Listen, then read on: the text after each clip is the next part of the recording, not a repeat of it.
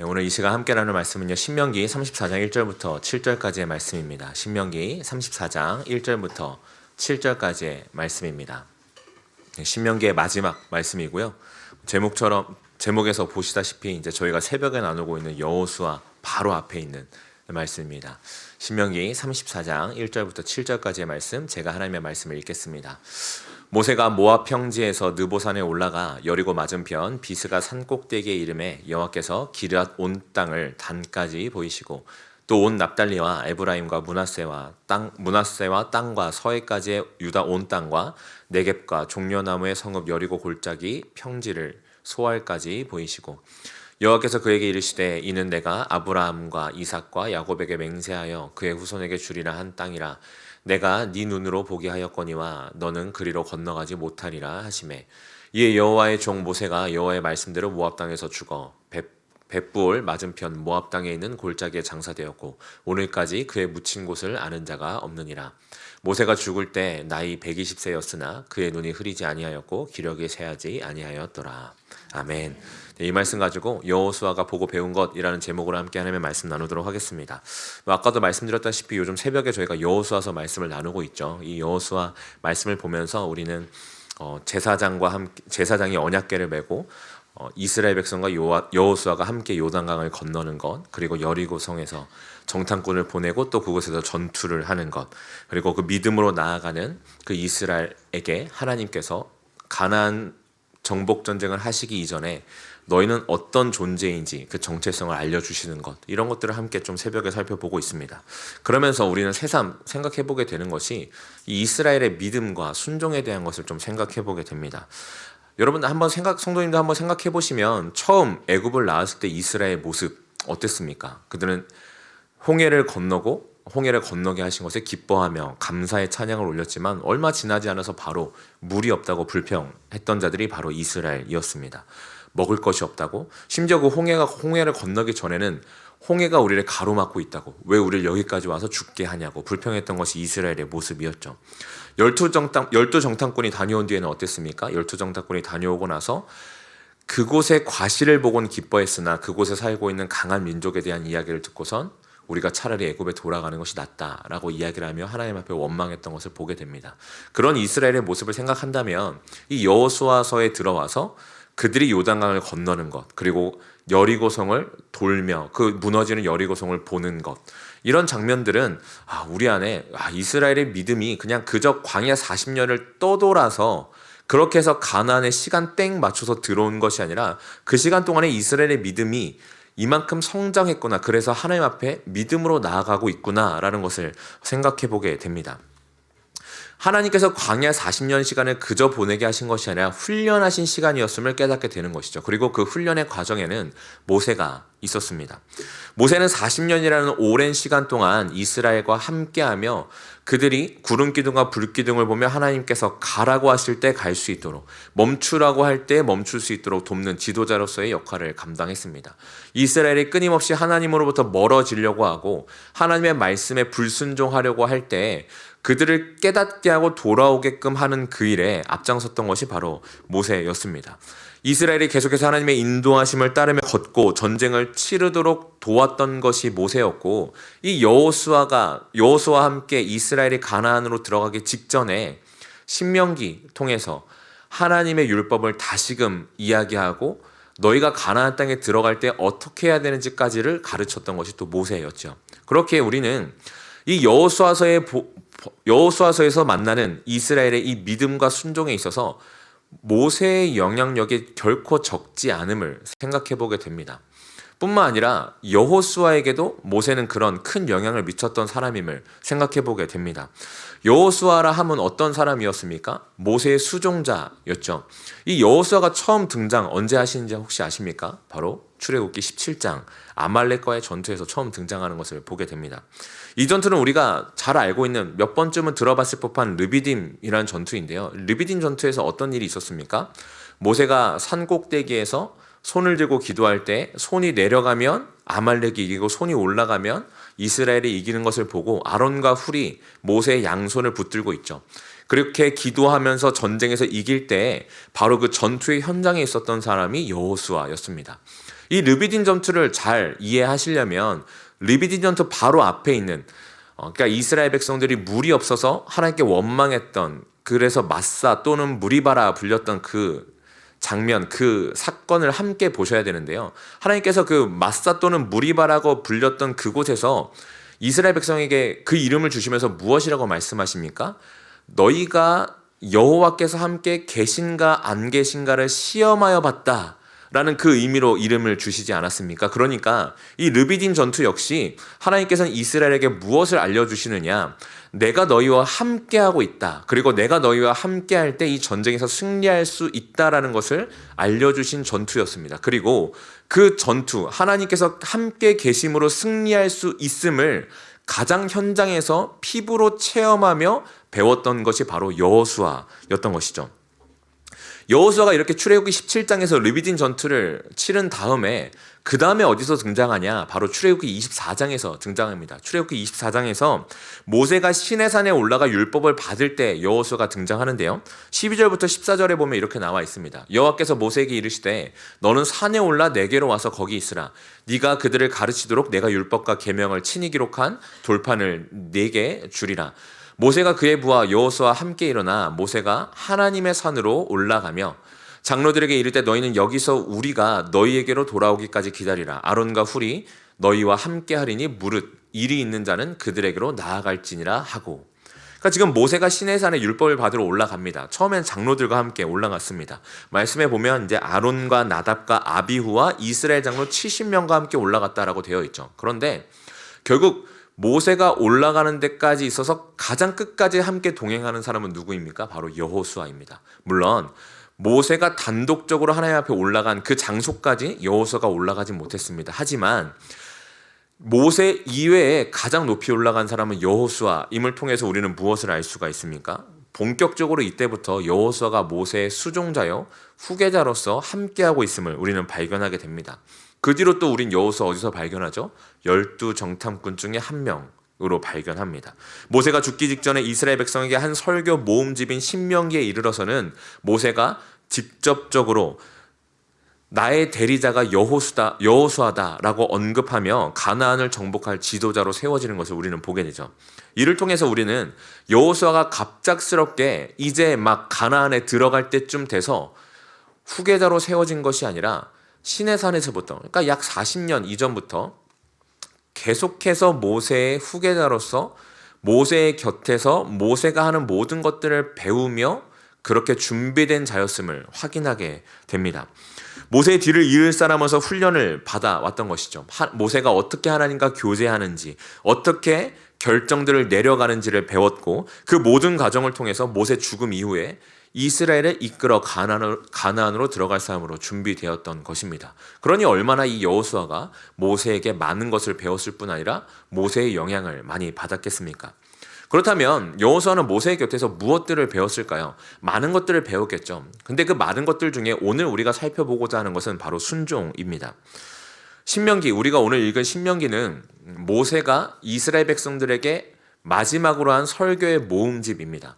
이 신명기를 듣고 있는, 이 모세의 설교를 듣고 있는 이스라엘 백성들에 대해서 그래서 조금 알 필요가 있는데요. 이스라엘 백성들은 지금 어떤 사람들이냐?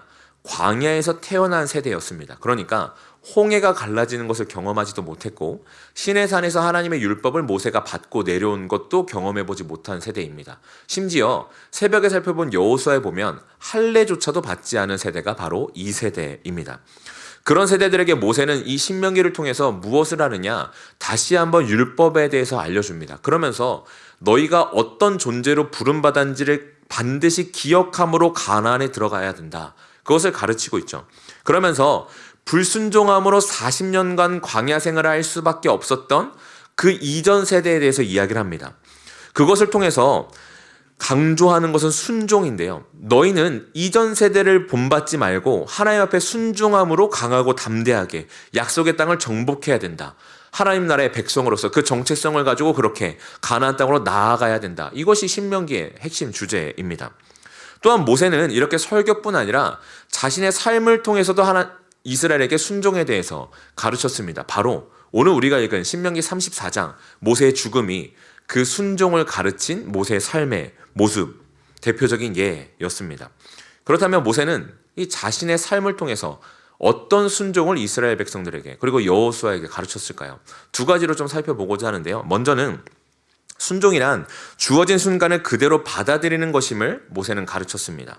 1절부터 3절까지 오늘 읽은 말씀을 보면 하나님께서는 모세에게 이스라엘이 들어갈 땅 구석구석을 보여주십니다. 하지만 그 3절 마지막에 무엇이라고 말씀하십니까? 4절에서 무엇이라고 말씀하십니까? 너의 눈으로 보게는 하지만 거기에 들어가지는 못한다 라고 분명하게 말씀하십니다. 4절에 보면 이렇게 나와 있죠. 여호와께서 그에게 이르시되 이는 내가 아브라함과 이삭과 야곱에게 맹세하여 그의 후손에게 주리라 한 땅이라. 내가 네 눈으로 보게 하였거니와 너는 그리로 건너가지 못하리라 하시매. 이 말씀을 보면 좀 이런 생각을 해봤습니까? 이런 생각을 해봤습니다. 모세 눈에 보인 가나안 땅 얼마나 아름다워 보였을까요? 모세의 인생에 있어서 120세 그 중에서 이집트 왕자였다가 광야로 도망치듯이 간 40세부터 죽는 120세까지 모세가 경험한 대부분의 땅은 척박한 광야였습니다. 그런 모세에게 젖과 꿀이 흐르는 가나안 땅, 얼마나 아름다워 보였고 또 들어가 보고 싶은 땅이었겠습니까? 하지만 하나님께서 모세에게 분명히 너는 들어가지 못할 것이라고 말씀하십니다. 그리고 모세 역시도 그렇게 말씀하시는 하나님 앞에 하나님 너무하신 것 아닙니까? 그래도 약속해 주신 땅인데 물론 제가 불순종함으로 하나님 앞에 들어가지 못한다는 것도 알지만 그래도 한번 밟게만 해주시면 안 됩니까? 이런 원망조차 하지 않고 순종하는 것을 우리는 보게 됩니다. 자신에게 찾아온 죽음을 맞아들이는 것을 보게 되죠. 심지어 7절에 보면 모세가 어떤 상태였다고 얘기합니까? 120세였지만 그의 기력이 쇠하지 않았다라고 얘기합니다. 신명기 31장에 보면 모세가 나는 이미 연로하여서 물론 가나안에 들어갈 수 없다 스스로 고백하곤 있지만 그럼에도 불구하고 모세가 연로하여서 골골하여서 가나안 땅에 들어가지 못하는 그런 상태가 전혀 아니었다라는 것입니다. 그럼에도 불구하고 그는 하나님 앞에 죽음을 맞이합니다. 그렇게 그가 할 수 있었던 것은 여기까지가 자신에게 허락된 순간임을 분명하게 알았기 때문입니다. 이러한 모세의 순종, 그의 순종은 죽음 이후까지 이어지는 것을 우리는 보게 되는데요. 6절에 보면 이렇게 기록되어 있습니다. 벳볼 맞은편 모압 땅에 있는 골짜기에 장사되었고 오늘까지 그의 묻힌 곳을 아는 자가 없느니라. 모세는 죽었습니다. 근데 이 모세가 어디서 죽었냐면 모압 땅에 있는 골짜기에서 죽어서 장사되었습니다. 이런 모세의 죽음에 8절에 보면 이스라엘 백성들을 오랫동안 30일 동안이나 애곡했다라고 기록하죠. 그런데 이런 생각 혹시 해보신 적 없으십니까? 그렇게 위대한 선지자, 이스라엘 모두가 죽음을 슬퍼했던 선지자 모세의 죽음인데 왜 아무도 모세가 묻힌 곳을 아는 사람이 없을까? 그냥 조상도 아니고 이스라엘을 출애굽시킨 자입니다. 훗날에도 다시는 나오지 못할 선지자라는 그런 칭찬을 받았고 우리가 읽는 신약 성경에서도 보면 모세를 엘리야와 함께 선지자로서 가장 높게 생각하고 있음을 우리는 보게 됩니다. 그런데 그런 그의 무덤의 위치를 모른다? 심지어 부족 사회 아니었습니까? 그런데 그의 무덤의 위치를 모른다? 좀 이상하게 생각해 보시지 않았습니까? 또 이런 생각 해보지 않으셨습니까? 요셉은 자신의 죽을 때 유언을 남기지 않습니까? 너희가 다시 약속의 땅에 들어가게 될 때 내 유고를 가지고 가라. 그래서 여호수아와 이스라엘 백성들이 그 유고를 가나안 땅에 다시 매장하는 것을 보게 되죠. 모세도 그런 유언 할 수 있지 않았겠습니까? 내가 비록 살아서는 그 땅에 못 들어가지만 하나님의 약속의 땅 그곳에 내가 죽어서라도 묻히게 해다오. 그래서 성경 어디에서도 모세는 그런 유언 남기지 않았다라고 합니다. 심지어 그가 어디에 묻혔는지도 모른다라고 기록되어 있습니다. 왜 그랬을까요? 모세는 하나님께서 여기까지 자기에게 허락하신 것을 분명히 알았던 사람이었기 때문입니다. 죽음 이후에도 하나님께서 나에게 허락하시지 않은 그 땅에 들어가지 않아도 됨을, 여기서 죽어도 자신이 영원히 묻히거나 영원히 잊혀지는 것이 아니라 여기까지가 하나님께서 내게 맡겨주신 사명임을 분명히 알았기 때문입니다. 그래서 성경은 그런 모세의 죽음을 5절에서 이렇게 기록하죠. 이에 여호와의 종 모세가 여호와의 말씀대로 모압 땅에서 죽어. 그래서 성경은 이런 모세에게 여호와의 말씀대로 그가 죽었다라고 이야기를 합니다. 그러면서 무엇이라고 얘기합니까? 여호와의 종이라고 얘기를 합니다. 하나님께서 자신의 주인임을 알아 하나님께 온전히 순종함으로 하나님의 뜻을 따라 거기까지 살았던, 마지막까지 그렇게 살았던 모세, 그에 대해서 기록하며 남기고 있었던 것이죠. 이러한 모세의 모습을 보면서 저는 개인적으로 욥에 대해서 좀 생각해 보게 됐습니다. 욥은 자신이 당한 이해되지 않는 일들 속에서 그 모든 일의 주관자가 하나님이심을 깨닫게 되었을 때, 그리고 그렇게 하나님께 고백할 때 내가 이전에는 귀로만 들었던 하나님을 눈으로 본다라고 고백하는 것을 우리는 봅니다. 정말 자신이 들어왔던 하나님을 눈으로 체감하는, 마주보는 그런 은혜를 경험했다라고 고백하죠. 근데 여기서 우리가 잊지 말고 생각해 보아야 될 것은 이 고난 이전에도, 그러니까 42장에서 욥이 이런 고백을 하기 이전에도 욥은 당대의 의인이었다라는 사실입니다. 하나님께서 자랑하실 만큼의 의인이 바로 욥이었습니다. 하나님을 몰랐던 것도 아니고 하나님을 잘 믿지 않았던 것도 아닙니다. 욥이 자신의 몸을 긁으면서 있을 그때에 아내가 그냥 확 하나님 욕하고 죽어버리라고 얘기할 그때 주시는 이도 여호와시요 거두시는 이도 여호와시라 라고 고백했던 것이 욥임을 우리는 알고 있죠.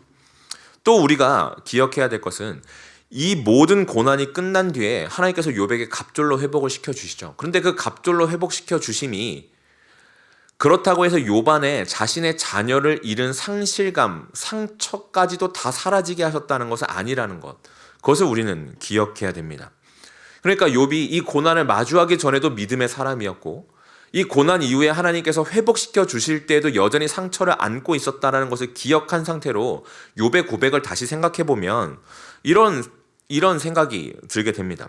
욥이 이 시간을 통해 깨닫게 된 하나님을 눈으로 보았다는 이 고백은 그냥 좋을 때 할 수 있는 고백이요, 그냥 슬픔을 넘기기 위한 어떤 위안 삼는 그런 고백이 아니라 여전히 그의 몸에 그 종기의 흉터 자국이 남아있고 자녀를 잃은 슬픔이 남아있지만 또 도저히 이해가 안 되고, 그래서 결국 불평과 원망이 쌓였고 믿음이 흔들리기도 했지만 모든 순간 가장 좋은 것을 주시는 하나님을 결국 경험했고, 그래서 이런 고백을 할 수 있다. 그것이 욥의 고백이라는 것입니다. 내가 생각하기에 옳고 그름, 당연하고 아니고를 뛰어넘어 그냥 그저 내게 주어진 상황을 그대로 받아들이게 된, 정말 주시는 이도 거두시는 이도 하나님이시다라는 그런 고백을 지금 욥은 하고 있는 것입니다. 그리고 그 고백이 내가 이제는 하나님을 눈으로 보았다, 내가 하나님에 대해서 더 분명하게 알게 되었다라는 고백이라는 것이죠. 모세 역시 이런 하나님을 경험했습니다. 언제요? 자신의 인생 전체를 통해서요. 그래서 그에게 허락하신 것이 여기까지인 것을 온전히 받아들이고 가나안 땅을 목전에 앞두고도 전혀 어떠한 원망이나 자신의 뜻을 주장함이 없이 죽음을 맞이했습니다. 이것이 모세가 했던 순종이요, 또 모세가 이스라엘과 여호수아에게, 그리고 오늘 지금 이 시대에 이 말씀을 읽고 있는 우리에게 알려주고 있는 순종인 것입니다. 둘째로 모세가 알려준 순종이란 그 순간과 과정뿐 아니라 결과까지도 하나님께 온전히 맡기는 것임을 우리는 보게 됩니다.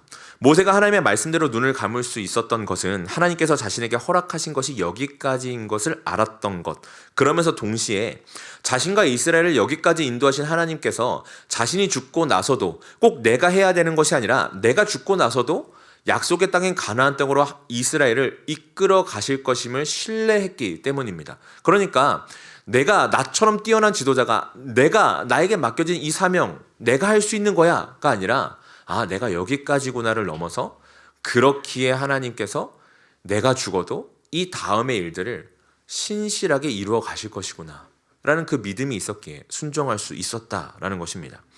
우리가 신앙생활을 하면서 종종 하는 실수 중 하나는 하나님께 순종한다고 말하면서 그 일의 결과는 내 뜻대로 되기를 바라는 것입니다. 요나를 대표적으로 한번 생각해 볼까요? 그는 하나님의 명령 앞에 불순종했습니다. 그 이유가 무엇입니까? 아주 간단하게 얘기하자면 하나님께서 말씀하신 그 명령이 내가 생각하는 결과와 전혀 달랐기 때문입니다. 하나님께서 명령하신 그 말씀에 순종했을 때 자신이 그토록 싫어하는 아수르가 회개하며 돌아올 것을 알았기 때문이죠. 그래서 어떻게 했습니까? 도망쳤습니다.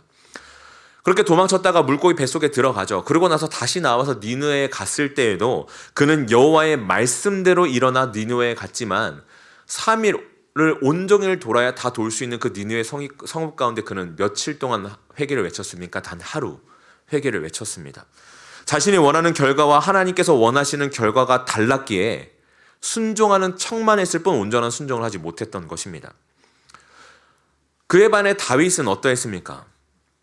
다윗은 밧세바를 범하는 범죄를 저질렀죠. 하나님께서는 나단 선지자를 통해서 그런 다윗의 범죄를 말씀하시고 그래서 밧세바와 다윗 사이에 나온 아이가 죽게 될 것임을 말씀하십니다. 실제로 그리고 그 아이는 심하게 앓게 되죠. 그러다 다윗이 어떻게 합니까? 다윗은 그 아이를 위해서 하나님께 금식하고 밤새도록 간구합니다. 나라의 대신들이 와서 왕이시여 되게 걱정됩니다. 이러다가 왕의 몸까지 상하겠습니다. 제발 땅에서 일어나십시오. 그만하십시오라고 아무리 얘기해도 다윗은 꿈쩍도 하지 않고 계속해서 기도합니다. 그리고 그렇게 기도했을 때 그 결과 다윗의 아이는 어떻게 됐습니까? 죽게 되죠. 다윗의 신하들은 그토록 간절히 기도하던 다윗이 아이가 죽었다는 소식을 들으면 더 상심할까 봐 걱정합니다. 하지만 그래도 이 소식을 알려야 되기에 다윗에게 이 소식을 말하죠. 그런데 다윗이 어떻게 합니까? 신하들이 걱정한 것처럼 슬퍼하며 쓰러져 버린 것이 아니라 오히려 몸을 깨끗하게 하고 기름을 바르고 의복을 갈아입더니 하나님의 전에 들어가 경배하고 왕궁에 돌아와 음식을 먹기 시작합니다. 신하들이 의아한 것이죠. 아니 왕이시여, 아까는 그렇게 슬퍼하시더니 그 아이가 죽었는데 어찌하여 아이가 아플 때는 밥도 안 먹고 잠도 안 자며 슬퍼하며 그렇게 간절히 기도하시더니 어찌하여 왜 아이가 죽으니 음식을 다시 드십니까? 라고 묻자 다윗이 이렇게 대답합니다. 사무엘하 12장 22절과 23절인데요. 이르되 아이가 살았을 때 내가 금식하고 운 것은 혹시 여호와께서 나를 불쌍히 여기사 아이를 살려주실는지 누가 알까 생각함 이거니와 지금은 죽었으니 내가 어찌 금식하랴. 내가 다시 돌아오게 할 수 있느냐? 나는 그에게로 가려니와 그는 내게로 돌아오지 아니하리라 하니라. 다윗은 아이의 생명이 하나님께 달려있음을 분명히 알았습니다. 하나님께서 이 모든 일의 주관자시요 자신의 주인이심을 알았기에 그는 자신의 뜻과는 다를지라도 하나님께서 주신 결과를 받아들이고 순종했습니다. 최선을 다해 하나님께 간구했지만 혹시나 나를 불쌍히 여겨주셔서 그 뜻을 돌이키실까 하여 기도했지만 하나님께서 하나님의 뜻을 분명하게 알려주셨을 그때에 그 결과를 순종함으로 받아들였던 것입니다. 그렇기에 다윗은 하나님 앞에 밧세바를 범하는 그리고 인구 조사를 하는 큰 죄를 범했음에도 불구하고 하나님께 내 마음에 합한 자라는 칭찬을 받을 수가 있었던 것이죠. 모세도 마찬가지입니다. 아까 말한 것처럼 어쩌면 모세는 실패한 리더처럼 보일 수 있습니다. 출애굽은 시켰지만 약속의 땅인 가나안 땅까지는 이스라엘을 온전히 들여보내지 못했기 때문입니다. 그리고 자신 역시도 그 가나안을 목전에 두고 죽었기 때문입니다.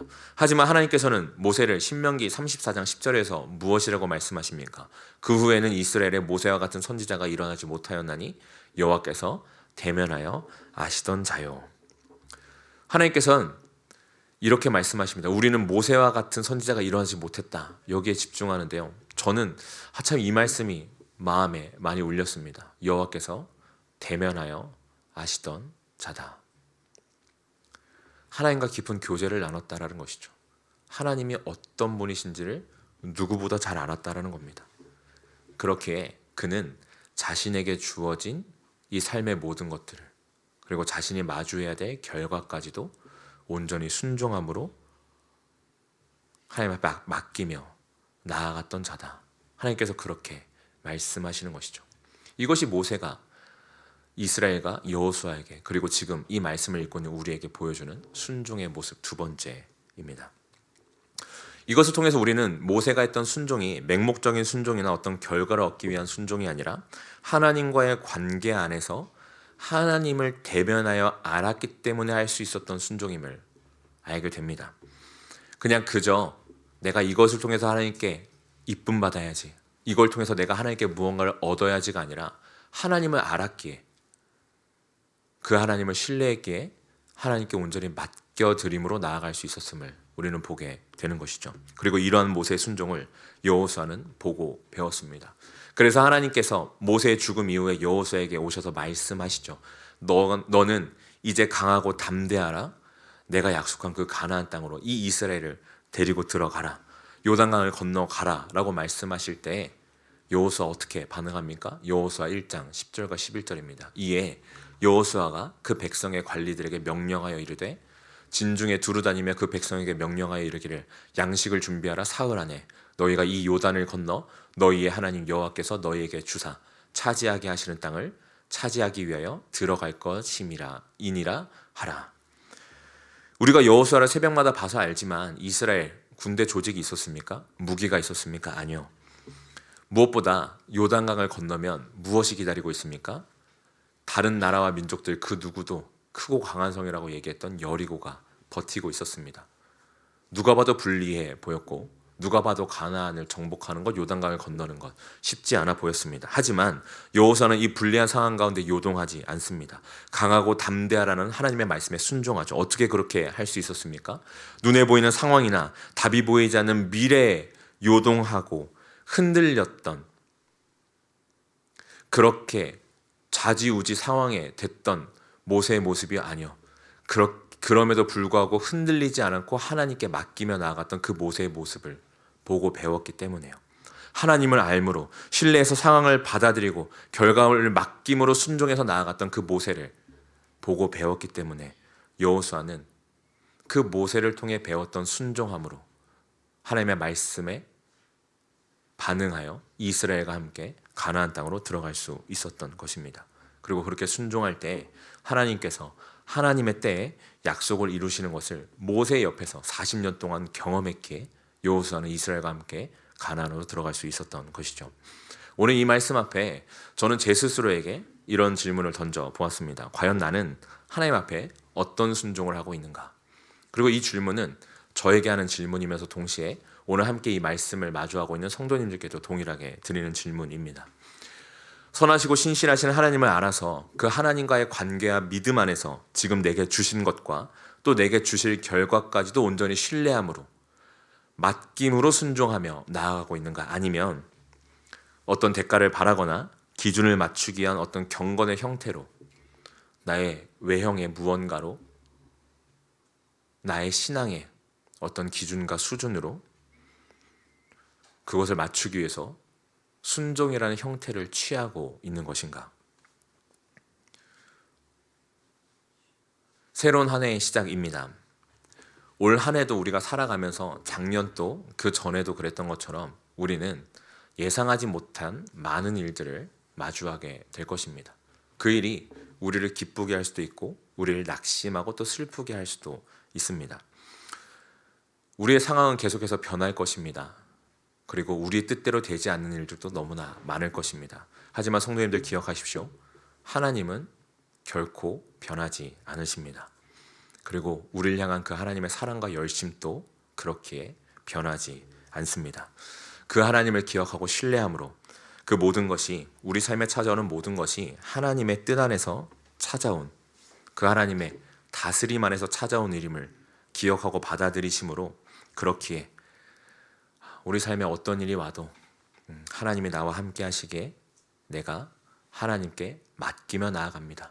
담대하게 고백하실 수 있는, 어떤 상황을 마주하시더라도 여호수아와 이스라엘이 그랬던 것처럼 강하고 담대함으로 하나님께 모든 것을 맡기며 순종함으로 그렇게 걸어가실 수 있는 이 자리에 모여있는 저와 모든 성도님들 되시기를 주님의 이름으로 축원합니다.